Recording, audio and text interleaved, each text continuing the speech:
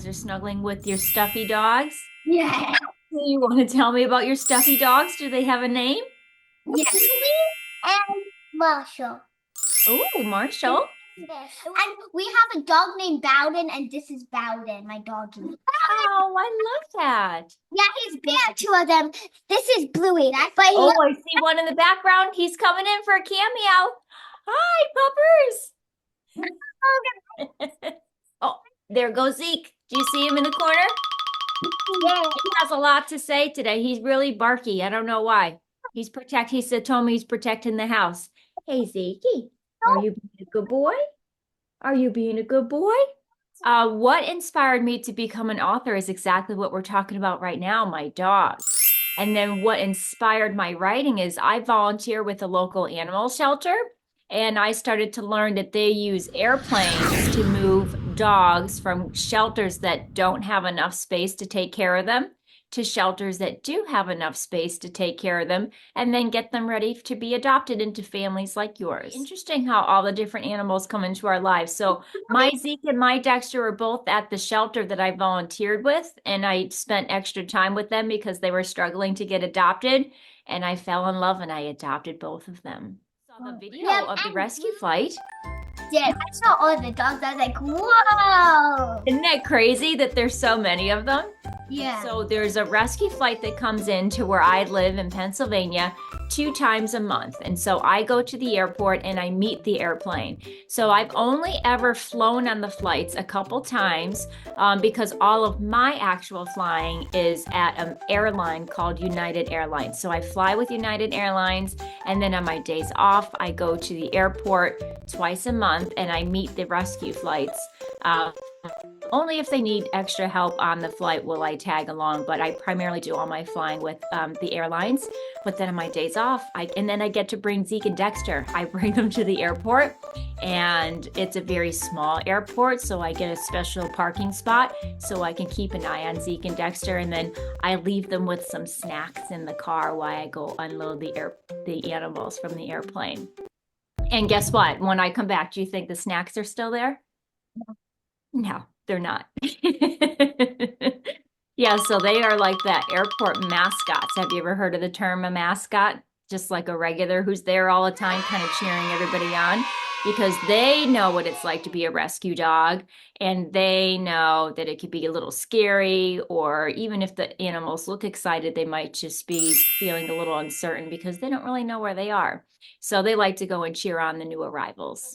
You know all the dogs you rescue? Imagine if you had all of them as a pet. Oh, I would be the happiest girl in the world. I would love to take care of a whole bunch of animals. I really love it. And I remember you said your favorite animal is goats, yes? Yeah. My friend who lives just a couple miles from me, are you ready? Yeah. You know She has 20 goats. Oh, And she just got 6 babies. And so sometimes if she's out running errands or she's spending time with her son at school or his swimming classes, she asks me to go over and feed and check on the baby goats because they're just learning how to socialize. So I get to hold the baby goats. Isn't that cool? Do the goats hop on you? They do. Yep. They hop on me. You know what their favorite snack is in the whole wide world? No. Animal crackers. Have you guys ever had animal crackers? I've had them before. Like the little box? Yeah. Yeah. We love them. So the the goats, that's their special treat. Their mom and my friend is really particular about how much they get, but sometimes when I'm there, I give them an extra 1 or 2. So I often fly to where Miss Christie lives in Los Angeles. So I get my work schedule, which tells me where I'm going to be flying once a month. And so I have put in a request in to get some flights to Los Angeles to connect with Miss Christie, because I thought maybe while I'm there and I stay the night there before I fly back to Pennsylvania, maybe I can go ahead and help her. So I haven't connected with her just yet, but she and I are definitely in talks about it. And I also wanted to tell you, I loved your interview with Miss Christie. I watched the whole thing. I thought it was awesome. Did you learn a lot from her about the book donations and how that whole thing worked with the wildfires out there? I really liked that whole collaboration with all the authors donating books because I feel like I got to know more authors and connect with different books that I didn't know anything about. So I was so happy to participate in the donations to restore the libraries in Los Angeles with Miss Christie.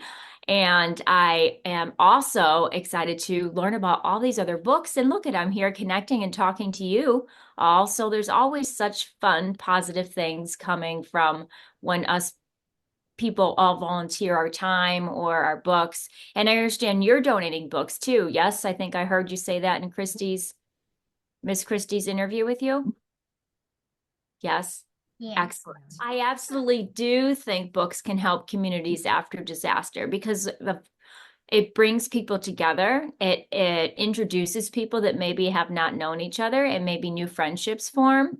I also think that it is just books are kind of like an airplane ticket to anywhere, right? You don't even have to leave your house. You don't have to leave your bedroom, and you can open up a book and be invited to read and learn about a whole new world.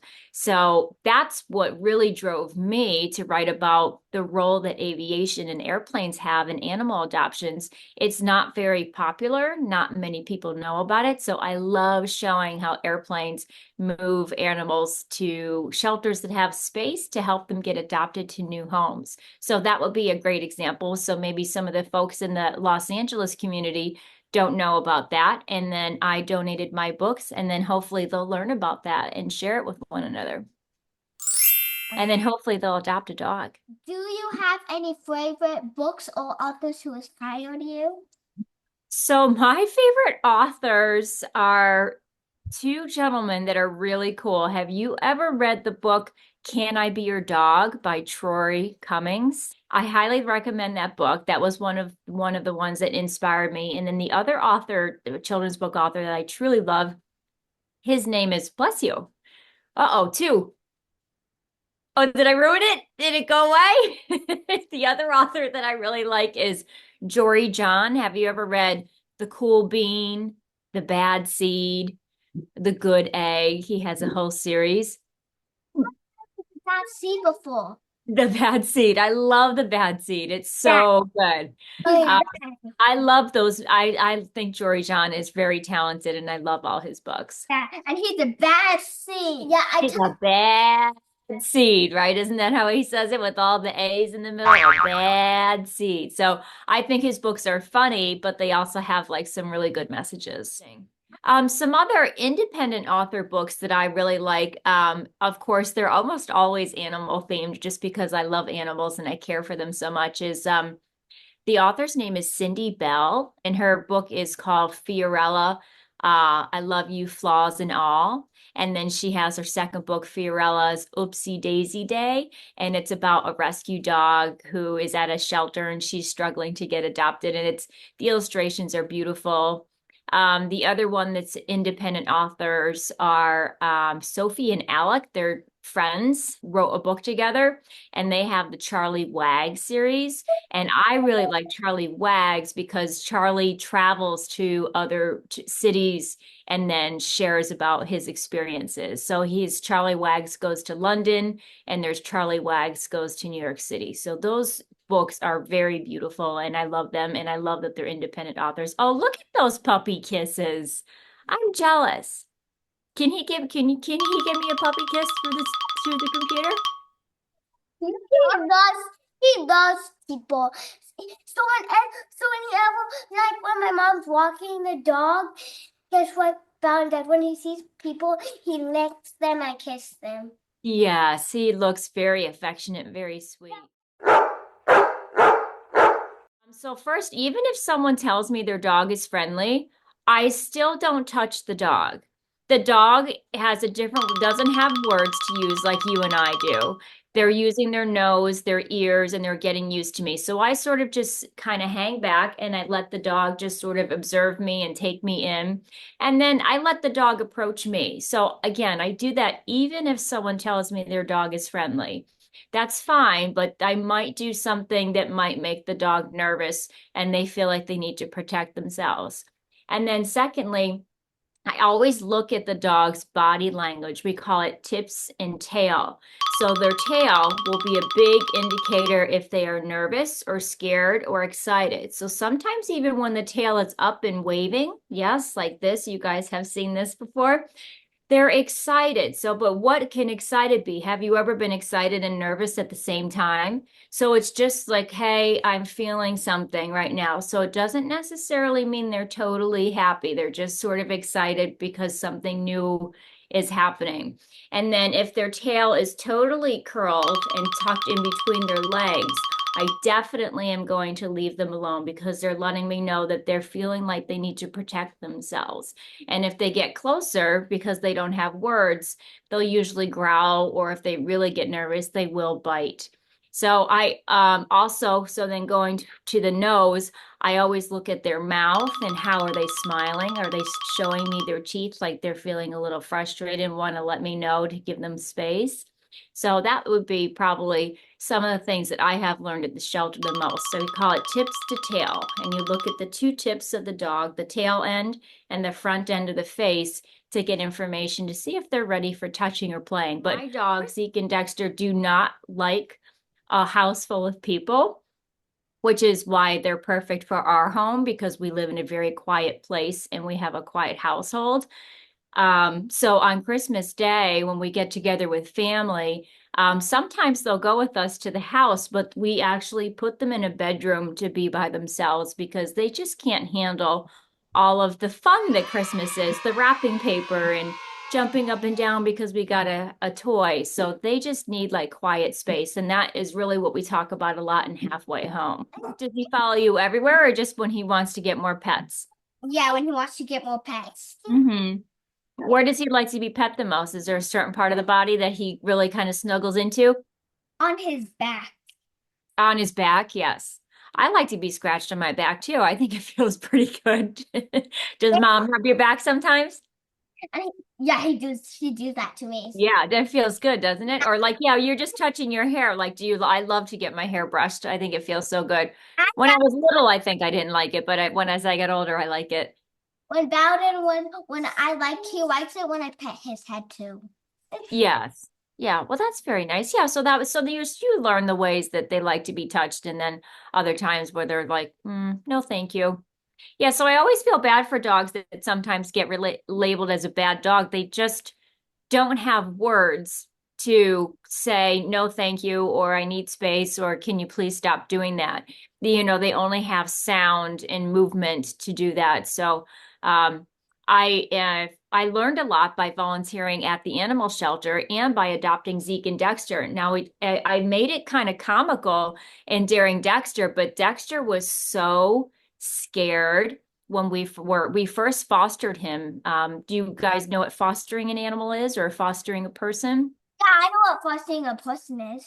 Okay, so fostering an animal is the same way. You're taking in someone who doesn't have a stable home and you're hoping to get them settled into a home. Now, there's a funny phrase in the animal rescue world, in the animal shelter world. It's when a foster parent falls in love so much with the dog, they foster fail because the idea of fostering is that you give them a temporary home until they find a permanent home, but you fail if you decide to keep them because you never got them into another home. But it's just sort of a funny phrase to say that you failed at something, but it was actually pretty good. Do you But know? Dexter was so scared. He wouldn't look at anyone and he would shake and he would stand in the corner. And he would hide from all of us. So in Daring Dexter, I show that he does U-turns a lot in different situations. And I kind of have it comical that he's a street dog and he's an artist. And he hides in his art when the animal air rescue crews land and they're looking to take animals off the street to safety. He hides from all of them in his art that he makes. Now, that is because in real life, he was so fearful when we first got him. We were really reading all that dog body language we just talked about, tips to tail, to make sure that we gave him the space that he needed. And now he loves on us so much. He's more affectionate than Zeke. He just wants to love and be snuggled all the time. But it took him a long time to warm up. But if Papa finds out a broom and she likes saving animals.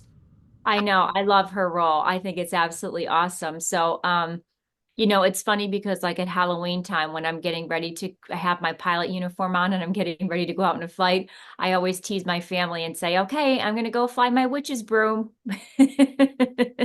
So we always joke around about things like that. But yes, I love how they incorporated that. I thought it was very creative and different, but it's definitely an example of um a magical way of showing kind of how to save animals through flight in aviation, which is in flying, which I think is super cool. I can tell you a few things to get you started on some thinking. So I used to go to air shows with my family, and I loved watching all the airplanes. And so when I was 14 years old, my parents started to notice that I didn't just like going to the air shows. I was really getting excited about learning about airplanes. So I started taking flying lessons when I was 14 years old. So I did not have a lot of money, nor did my parents, but they were very supportive in helping me come up with a plan. So I used to babysit and save my babysitting money, and I would take a flying lesson once a month. And then I soloed an airplane. I flew it, but which is flying it all by myself without my flight instructor, my teacher, at 16 years old. And then I went to college for it. And then I flew for several other small airlines before I got on at United Airlines, where I fly the big airplanes. Ow. Your bow almost looks like a pair of wings. And yes, I love it. I like seeing the different places, and it's connected me to the animal world, and aviation's connecting me to the animal world in a special way.